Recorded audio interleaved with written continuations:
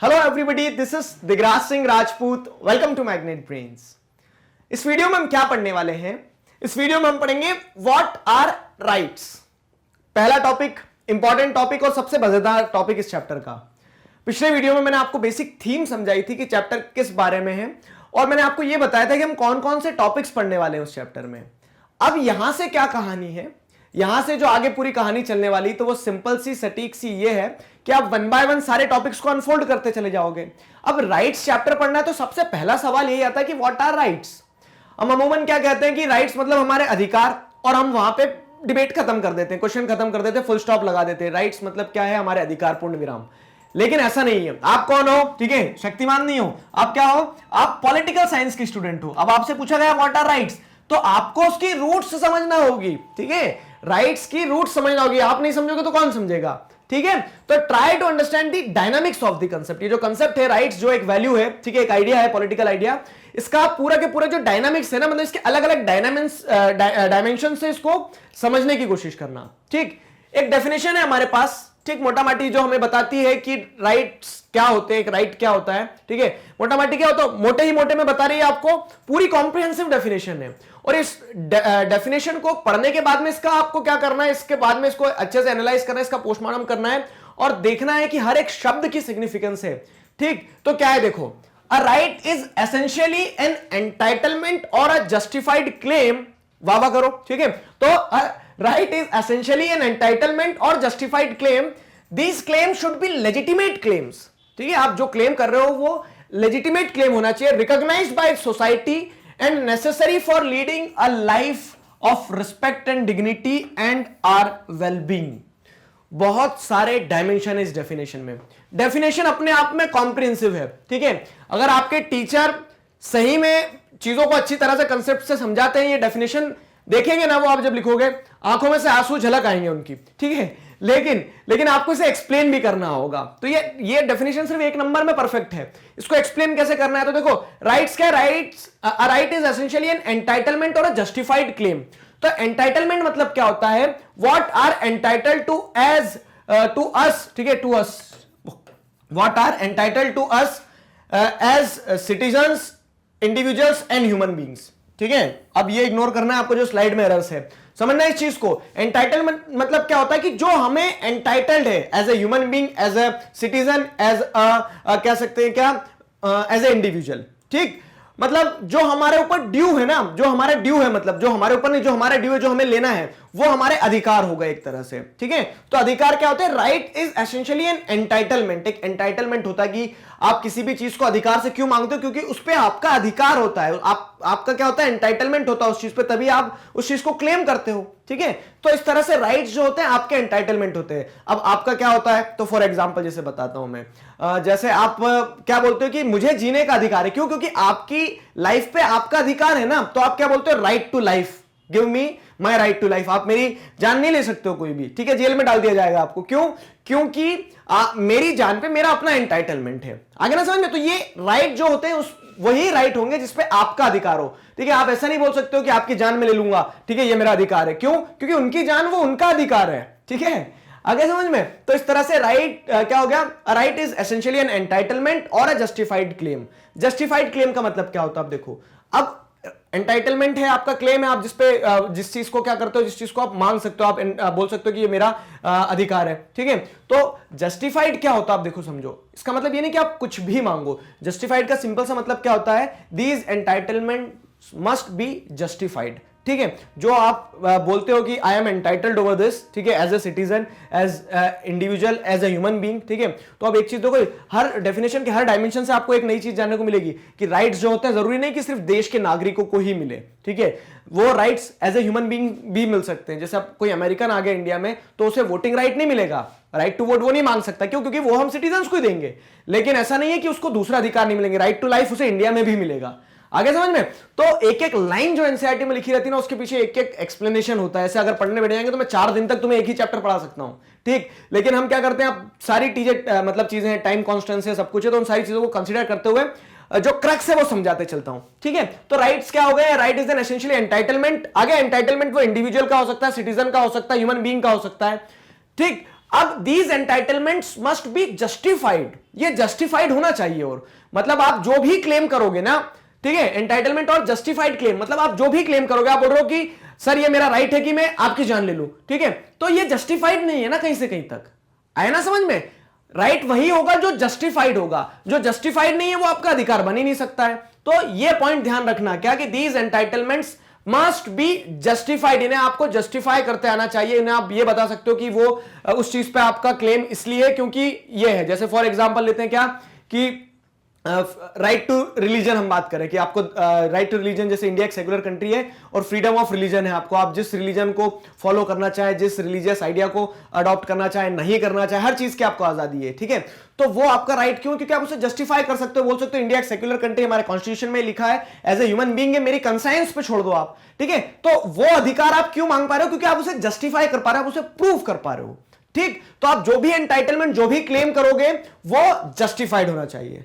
आगे समझ में, सिंपल सी चीज थी, ठीक। अब आगे क्या लिखा देखो, तो the right is essentially an entitlement और जस्टिफाइड क्लेम, इतनी डेफिनेशन सिर्फ पढ़ना नहीं समझना है, समझ में आई है। These claim should be legitimate claims, ठीक है, these claim should be legitimate claims recognised by society, ठीक है, हाँ, रिकॉग्नाइज्ड बाय सोसाइटी, यहां कर दो, रोक दो जरा इसको, थांबा, ठीक है। अब क्या, these claims should be legitimate claims recognised by society. Legitimate शब्द क्या होता है, क्लास 10th की यादें जो है, चैप्टर 7 सिविक्स, थोड़ी यादें ताजा करो, ठीक है। वहां पे आपने सुना था कि एक डेमोक्रेटिक गवर्नमेंट एक लेजिटिमेट गवर्नमेंट होती है। लेजिटिमेट मतलब क्या है कि जिसकी वैल्यू हो, ठीक है, value in terms of money नहीं, वैल्यू इन टर्म्स ऑफ कह सकते हैं पोजीशन हो। जैसे हम क्या कहते हैं कि अगर दो फोन निकालते हैं हम, एक फोन कहते हैं सैमसंग का और एक कोई सा चाइनीज है, ठीक है, तो आप क्या बोलते हैं कि कौन सा लेजिटिमेट फोन होगा, तो बोलोगे सैमसंग, क्यों, क्योंकि उसकी वैल्यू है, उसकी ब्रांड है एक, ठीक है। चाइनीज का क्या भरोसा है, कब कहां कुछ बिगड़ जाए, सुधर जाए। तो इस सेंस में क्या है कि आप सैमसंग को क्या कर रहे हो, वैल्यू दे रहे हो, क्यों, क्योंकि उसकी लेजिटिमेसी ज्यादा है। सुना होगा ना कि दो इंसान आए तो हम बोलते हैं कि यार ये इंसान भी ऐसी बात कर रहा है, मानना पड़ेगा क्योंकि इंसान लेजिटिमेट इंसान है, ठीक है, लेजिट है।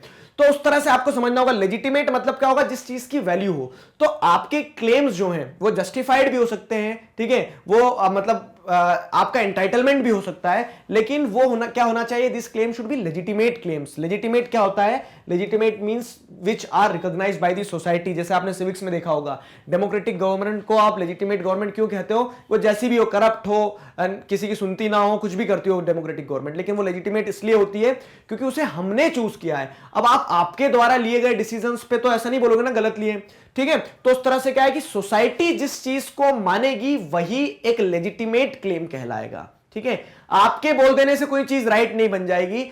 एज ए सोसाइटी, आप क्योंकि समाज में रहना है ना, तो आपको एज ए सोसाइटी उस चीज को क्या करना होगा, सोसाइटी से अप्रूव करवाना होगा, वो लेजिटिमेट होता है। तो लेजिटिमेट मतलब क्या है, everything that I regard to be necessary and desirable need not mean to be right, ठीक है। आप जो सोचते हो, जैसे आपने क्या बोल दिया कि सर मेरा एक अधिकार ये होना चाहिए कि मैं नाखून खा सकूं, ठीक है, कुछ कुछ बच्चों को रहता है, ठीक है, कुछ बच्चों को क्या नाखून खाने की आदत होती है, अभी वो खा रहे हैं इसलिए मुझे देख के याद आ गया। तो मैं अब एग्जांपल अभी देता हूं आपको, क्या कि लेजिटिमेट आपके हिसाब से क्या हो गया, राइट होना चाहिए कि सर मैं नाखून खा सकूं अपने, ये मेरा राइट होना चाहिए। लेकिन क्या सोसाइटी उस चीज को मानती है, बताओ, ठीक है, सोसाइटी नहीं मानती है ना। तो वही मतलब देखो एग्जांपल बहुत टू द ग्राउंड है, समझाने के पर्सपेक्टिव से लिया था, दिल पे मत लेना, ठीक है। तो लेजिटिमेट क्या होता है, everything that I regard to be necessary and desirable need not mean to be right. आप जो सोचते हो हमेशा वो आपका जस्टिफाइड क्लेम नहीं होगा, आप जस्टिफिकेशन दे भी दोगे लेकिन वो आपके हिसाब से नहीं चलेगी चीजें। क्या होना होगा, क्योंकि समाज में रहना तो आपस में कोऑर्डिनेशन जरूरी है। तो सोसाइटी जिस चीज को जस्टिफाई कर सकती है उसे लेजिटिमेट कहा जाता है। सोसाइटी जिस चीज को क्या करती है, अप्रूव करती है, वो लेजिटिमेट होता है, ठीक है। तो right is essentially an entitlement और a justified claim. These claim should be legitimate claims recognised by the society and, ठीक है, देखो यहां तक कहानी समझ में आ गई ना, डेफिनेशन अभी याद करके जाना घर। तो recognised by the society and necessary for a life of respect and dignity. मतलब कि आप मतलब आपको अगर एक लाइफ रिस्पेक्टफुल और डिग्निटीफुल लाइफ जीना है ना, तो आप इन चीजों को क्लेम करते हो, आपके वो जस्टिफाइड क्लेम जिनकी मदद से आपकी लाइफ, आपकी डिग्निटी इनहेंस होती है। जैसे for example right to education, आप राइट के रूप में आप बोलते हो कि शिक्षा मेरा अधिकार होना चाहिए, गवर्नमेंट देगी, क्यों, क्योंकि आप उस एजुकेशन से अपनी लाइफ को सही मायने में जियोगे, आपकी डिग्निटी बढ़ेगी, आपकी रिस्पेक्ट बढ़ेगी ना, तो वो चीज होती है। एंड आर वेलबिंग, अब वेलबिंग की बात की जाए तो जैसे आप बोलोगे सर ड्रग्स दो, ठीक है, ड्रग्स दो, ध्यान आया कुछ, तो वो क्या है, वो आपके वेलबिंग के लिए नहीं है ना। आप ड्रग्स लोगे फिर पता नहीं कहां किस नाले में गिरे पड़े रहोगे। तो उस सेंस में क्या है, उस सेंस में आप उन चीजों का क्लेम करो जो आपके भले के लिए, और इसी आर्ग्यूमेंट के ऊपर ड्रग्स को बैन किया गया है। तो ये सारी चीजें जो, ये सारे जो एंगल मैंने आपको दिखाए, ये सारे एंगल्स जब किसी क्लेम में मौजूद होते हैं तब जाके वो आपका राइट बनता है। आगे ना समझ में, फिर से एक बार समझते हैं। Right is essentially an entitlement or a justified claim. These claims should be legitimate claims recognized by the society, ठीक है। और एक और डायमेंशन क्या है, necessary for leading a life of respect and dignity and our well-being। Clear हुआ ना? तो जैसे अब लेजिटिमेट की बात करें तो it should be approved by society. Approval gives legitimacy to our claim. Society approve करेगी तभी उस क्लेम को लेजिटिमेसी मिलेगी, ठीक है। और तो अब आप मतलब इस चीज को, लेजिटिमेसी को ऐसे भी समझ सकते हो, ये यहां तक की जो डेफिनेशन है ना, इसको ऐसे समझ सकते हो, there is a distinction between what I want and think I am entitled to. मैं क्या चाहता हूं और मैं जो सोचता हूं कि मैं इस चीज का एंटाइटल्ड हूं उसमें, and what can be designated as rights, ठीक है। और क्या राइट्स हो सकते हैं, उस बीच में क्या है, डिस्टिंक्शन है। हर चीज जो आप चाहते हो, जिसे आप जस्टिफाइड कर सकते हो, वो आपका राइट नहीं हो सकता है। क्लियर हुआ?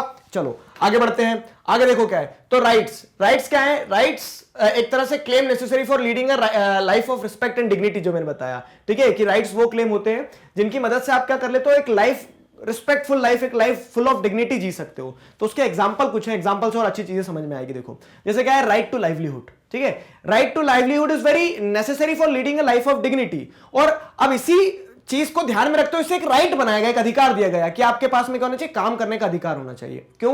क्योंकि जब आप काम करोगे, ठीक है, काम करोगे तभी आप पैसा कमाओगे तभी कपड़े पहन पाओगे, खाना खा पाओगे, समाज में रह पाओगे। आगे ना समझ, बिना पैसे के काम नहीं चलता है। पैसा सब कुछ नहीं होता है, बहुत अच्छा सुनने में लगता है, लेकिन पैसा बहुत कुछ होता भी है, ठीक है। तो ये चीज ध्यान रखना हमेशा। क्लियर? तो इस सेंस में क्या, जैसे राइट टू लाइवलीहुड जो है, तो राइट टू लाइवलीहुड क्या है, it is necessary for leading a life of dignity. Life of dignity इस चीज के लिए बहुत ज्यादा जरूरी होता है कि अगर लाइवलीहुड नहीं होगा तो आप कैसे जियोगे, बताओ, ठीक है। इसी सेंस में आप क्या कर सकते हो, इसे एक अपने राइट्स की तरह क्लेम कर सकते हो कि we should have a right of livelihood, ठीक है, राइट टू लाइवलीहुड। फिर क्या अगला, राइट टू फ्रीडम। अब जैसे राइट टू फ्रीडम में क्या आता है, freedom of speech and expression, ठीक है, आप अपने आप को एक्सप्रेस कर सको। राइट टू फ्रीडम में आप कहीं भी मूव कर सको, ये सारी चीजें। तो it gives us freedom to pursue our talents and interest. और फ्रीडम है तो आप जैसा, जो फ्रीडम ऑफ ऑक्यूपेशन भी होती है, तो उसी के चलते क्या है कि आपको जो काम सही लगता है आप वो काम करोगे। आप जब काम करोगे तभी आपकी क्या होगी, रिस्पेक्ट होगी, डिग्निटी, अब डिग्निटी आएगी। अब ऐसा नहीं कि जो काम नहीं करते तो उनकी कोई रिस्पेक्ट नहीं होती है। बेरोजगार होते बेचारे घर में, फिर झाड़ू पोछे लगवाते हैं उनसे मम्मी पापा, ठीक है। तो इसके लिए क्या है कि जब आप राइट टू फ्रीडम क्लेम करोगे तो वो राइट आपका इसलिए क्लेम कर पा रहे हो क्योंकि आप जब फ्रीडम होगी तभी तो आप क्या कर पाओगे, एक लाइफ फुल ऑफ रिस्पेक्ट और डिग्निटी जी पाओगे, क्योंकि आप काम करोगे, अपने टैलेंट को एनहेंस करोगे, हॉर्न करोगे, ठीक है। तो वो बात रहती है कि इस सेंस में राइट्स जो होते हैं, तो राइट्स ये वाले डायमेंशन को भी होल्ड करते हैं कि राइट्स क्या होते हैं, हमारे क्लेम्स जो बहुत ज्यादा जरूरी होती है ताकि हम एक लाइफ फुल ऑफ रिस्पेक्ट और डिग्निटी जी सके, ठीक है। Another ground on which rights have been claimed is that they are necessary for our wellbeing. Rights जो है, एक और ग्राउंड जिस पे राइट्स को क्लेम किया जाता है वो क्या है कि rights are necessary for our wellbeing, ठीक है। हमारे भले के लिए राइट्स बहुत ज्यादा जरूरी हो जाते हैं।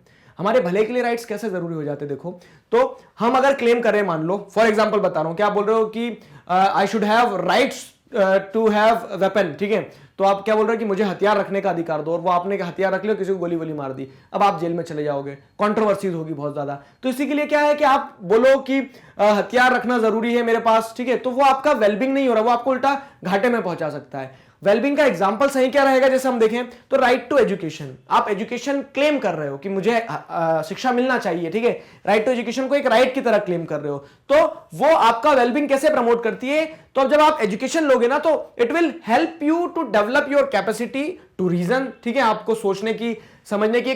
शिक्षा क्यों लेते हैं आप, क्यों पढ़ रहे, बताओ जरा 2 मिनट के लिए। सारी चीजें जो है ना तो आपके आजू बाजू है, बस पॉलिटिकल थ्योरी में सबसे मजेदार चीज यही है। हम क्यों पढ़ते हैं, हम इसलिए नहीं पढ़ते कि हमें एक जॉब मिल जाए, वो एक सेकेंडरी रीजन होता है, लेकिन लोग उसको प्राइमरी समझ के दौड़ते हैं उसके पीछे। समझना, एक बहुत अच्छा मैं आपको पॉइंट ऑफ व्यू दिखा रहा हूं, सोसाइटी कैसे उल्टे तरीके से सोचती है, ठीक है। सोसाइटी की तरह मत सोचना, अपनी सोच विकसित करना वो ज्यादा जरूरी है। मैं जो समझा रहा हूं वो भी जरूरी नहीं है, आपको अगर कहीं काउंटर आर्ग्यूमेंट लगता तो काउंटर आर्ग्यूमेंट दो, अपनी सोच विकसित करो एक, ठीक है। सबसे बढ़िया सीखने का तरीका खुद से सीखने का तरीका, ठीक। चलो खैर वो डिबेट में ना जाते हुए मैं बताता हूं आपको, जैसे क्या होता है कि आप एजुकेशन क्यों लेते हैं, क्योंकि एजुकेशन का सही मायना ये नहीं होता कि आपको जॉब मिल जाए, ठीक है। शिक्षा का जब तक ये मतलब शिक्षा का उद्देश्य जब तक हम ये लेके चलेंगे कि शिक्षा से नौकरियां बनेगी, तो हम क्या करेंगे, हम नौकर ही जब तक बनाते रहेंगे, कभी भी हम लीडर्स नहीं बना पाएंगे। शिक्षा का सही उद्देश्य होना चाहिए कि आदमी की सोच, रीजन जो है, ठीक है, capacity to reason should develop by the education, this should be the primary focus of education. लेकिन विडंबना, ठीक है, क्या विडंबना कि शिक्षा को हम नौकरी से जोड़ के देखते हैं, वो प्राइमरी चीज नहीं है बाबू, ठीक है, वो सेकेंडरी है। ध्यान हमेशा इस चीज का रखना कि आप एजुकेशन लो तो सीखने के लिए लेना, सिर्फ पास होने के लिए मत लेना, ठीक है। तो वही पर्सपेक्टिव लेना चाहिए। चलो आगे बढ़ते हैं। तो क्या है यहाँ पे राइट टू एजुकेशन जो है, राइट टू एजुकेशन को आप जैसे एक अधिकार की तरह क्लेम करते हो ना, तो it helps to develop our capacity to reason, हमारा सोचने समझने का नजरिया बढ़ता है, उससे बदलता है, ठीक है। It gives us useful skills and enables us to make informed choices in life. देख लो, कहीं से कहीं तक नौकरी की बात नहीं की है, ठीक है। एजुकेशन से क्या होता है, हमारे पास स्किल्स आती है, और अगर आपके पास स्किल्स है ना, आप में अगर टैलेंट है, तो ये मैं पेपर पे आज लिख के दे सकता हूं कि आप भूखे नहीं मरोगे कभी। कुछ भी स्किल्स है, अगर आपको गाना गाते भी आता है, टिकटॉक पे गाना गा के आप काम चला सकते हो, लेकिन स्किल्स होना चाहिए आपके पास। आपके पास अगर टैलेंट है, आपके पास स्किल्स है, तो कोई दिक्कत नहीं होगी, कभी कहीं दिक्कत नहीं होती इंसान को, ठीक है। अब टैलेंट होता नहीं और फिर हम बोलते हैं बेरोजगार है, तो बेरोजगार इसलिए क्योंकि आपके पास टैलेंट नहीं, आपने शिक्षा का सही मायने में सही सदुपयोग नहीं किया ना, आपने एजुकेशन वैसे ही लिया कि पास हो जाए, डिग्री मिल जाएगी। अब पास तो होगा, लेकिन आपको ऑफिस में बैठा के झुंझुना बजवाएंगे आपसे, ठीक है, वो कहानी रहती है। तो helps to develop our capacity to reason, gives us useful skills and enables us to make informed choices in life. ये पूरे टॉपिक पे अंदर से सर बाहर कूद के आ गए थे, बाकी कंसेप्ट से रिलेट करो, ठीक है, ज्यादा बोल गए। तो कंसेप्ट से रिलेट अगर करें हम, कंसेप्ट से क्या है कि जैसे राइट टू एजुकेशन को आप एक राइट की तरह क्यों क्लेम कर पाते हो, क्योंकि उससे आपकी स्किल्स डेवलप होती है, आपके अंदर रीजन आता है। अब जब स्किल्स डेवलप हो गया, आपके अंदर रीजन आता है, और आप फिर आपको क्या मिलेगा कल को, आपके पास में ये है कि आप कुछ तो कर सकते हो, कुछ तो कर सकते हो, आपका नहीं कुछ तो आप देखोगे, इंटेलेक्चुअली तो आप डेवलप हो रहे हो ना, तो वेलबिंग जो है, आपकी वेलबिंग इंश्योर की जा सकती है आपके राइट्स के द्वारा। तो राइट्स का एक डायमेंशन ये भी होता है कि वो हर चीज को आप एज ए राइट क्लेम कर सकते हो, जिससे क्या हो रहा है, आपका भला हो रहा है, ठीक है। तो डेफिनेशन के सारे एस्पेक्ट्स मैंने समझा दी। जैसे एक यहां पे एक एस्पेक्ट ये भी है कि however if an activity is injurious to our health and wellbeing, it cannot be claimed as right. तो उसी ग्राउंड पे हम क्या करते हैं, ड्रग्स को बैन क्यों किया, जैसे टबैको बैन क्यों की गई, ठीक है, इस पर रिस्ट्रिक्शंस क्यों होते हैं, क्योंकि आप हर वो चीज को क्लेम नहीं कर सकते हो जो आपको ठीक लग रही है। अगर कोई चीज इंजीरियस है आपकी हेल्थ के लिए, आपके वेलबींग के लिए, तो वो आप this cannot be claimed as a right, ठीक है, आपका अधिकार नहीं होगा। तो इसीलिए जैसे अगर आप देखोगे ना कि वो क्या क्या कहते हैं, सुरेश मुकेश वाले ऐड जो आते हैं, तो वो आपको बताते तो हैं थिएटर में, क्या बोलते हैं वो कि ये आपका अधिकार नहीं कि आप बोलोगे कि फ्रीडम है भैया, फ्रीडम है तो लाओ सिगरेट, ठीक है, सिगरेट लाओ, सिगरेट पिएंगे, ऐसा नहीं है ना। क्यों? क्योंकि आपका जो वेलबींग नहीं कर रही है, उन चीजों को अगर आप क्लेम करते हो, ड्रग्स लेने की बात करते हैं, ठीक है, तो ड्रग्स लेने की बात करते हो, तो ड्रग्स इंजेक्ट करने, ये सारी चीजें क्या कर रही है, एग्जांपल वही है, we cannot insist that we have right to initiate or inject drugs, ठीक है, क्यों? क्योंकि उससे आपको नुकसान और आपका वेलबिंग नहीं हो रहा, वो आपका अधिकार हो ही नहीं सकता है। इसीलिए गवर्नमेंट उन सारी चीजों को रोक देती है, और लोग क्या बोलेंगे, हमारी फ्रीडम है ये। तो आपकी फ्रीडम हम पर नहीं हो रही है। फ्रीडम के ऊपर भी फ्रीडम वाले चैप्टर में पढ़ाया था ना मैंने कि फ्रीडम को एक समय पे कॉन्स्ट्रेंट्स लगाए जा सकते हैं, जो रीजनेबल कॉन्स्ट्रेंट्स होंगे, जो जस्टिफाइड होंगे, उन्हें लगाया जा सकता है। सारे टॉपिक्स आपस में रिलेटेड देख लो, तो अब आपकी फ्रीडम अगर यहां रिस्ट्रिक्ट हो रही है, तो आप एज ए राइट अगर फ्रीडम क्लेम करोगे, लेकिन वो जस्टिफाइड है कि उसको रिस्ट्रिक्ट किया जा सके, कॉन्स्ट्रेंट्स लगाए जा सके। आया ना समझ में? तो ये पूरा डायमेंशन था। आशा करता हूं आप एक बहुत अच्छा आंसर लिख सकते हो। आंसर तो क्या लिखोगे, एक लाइन लिखोगे आप, ये वाली पूरी डेफिनेशन। उसको जब एक्सप्लेन करने की बारी आएगी, तो आप अपने एग्जांपल से, यहां पे जितना बताया मैंने, उसकी मदद से बहुत अच्छी तरह से एक आंसर लिख सकते हो। क्वेश्चन इस पे बनता है डायरेक्ट, इस चैप्टर से एक क्वेश्चन ये आता है, व्हाट आर राइट्स, ठीक है, explain the various dimensions of rights, इस तरह से क्वेश्चन आ गया, ठीक है। और अभी जैसे आप आगे टॉपिक पढ़ोगे, तो राइट्स की इंपॉर्टेंस क्या है, राइट्स कहां से ओरिजिनेट हुए, तो 2-3 चीजों को मिला के क्वेश्चन पूछा जा सकता है। 5 नंबर में सिर्फ इस पे ही आ गया अगर कि एक्सप्लेन राइट्स, ठीक है, एंड इट्स वेरियस डायमेंशंस, तो आप ये सारी चीजें लिख सकते हो ना। एक बार और डेफिनेशन याद कर लेते हो। तो right is essentially an entitlement और जस्टिफाइड क्लेम, ठीक है। This claim should be legitimate claims recognised by the society and necessary for leading a life of respect and dignity and our wellbeing. Clear हुआ? So this was all about rights. I hope you enjoyed it. सारी चीजें आपको समझ में आई है। Next video में हम क्या पढ़ेंगे, नेक्स्ट वीडियो में हम देखेंगे कि राइट्स आखिर आए कहां से। राइट्स तो बहुत अच्छे सर, अधिकार नहीं होते तो पता नहीं क्या होता। और आज जितना आपने डायमेंशन देखे, इतना कभी सोचा भी नहीं होगा कि राइट्स इतने सारे डायमेंशंस पे देखा जा सकता है। लेकिन राइट्स आए कहां से, ठीक है, राइट्स आए कहां से, तो where does this rights these rights come from, ठीक है, वो हम पढ़ेंगे कहां, नेक्स्ट वीडियो में। मैग्नेट ब्रेन्स पे क्लास 4th से क्लास 12th तक इसी तरह से सभी subjects, chapters, topic, subtopic, सब कुछ सिस्टमैटिक वे में वीडियो लेक्चर्स के फॉर्मेट में अवेलेबल हैं, जिन्हें आप बहुत आसानी से पढ़ सकते हैं, समझ सकते हैं, घर बैठे अपना सिलेबस कंप्लीट कर सकते हैं। अपने जूनियर्स और सीनियर्स को जरूर बताइए मैग्नेट ब्रेन्स के बारे में। मिलता है नेक्स्ट वीडियो में। Till then stay connected, keep learning. Thank you very much.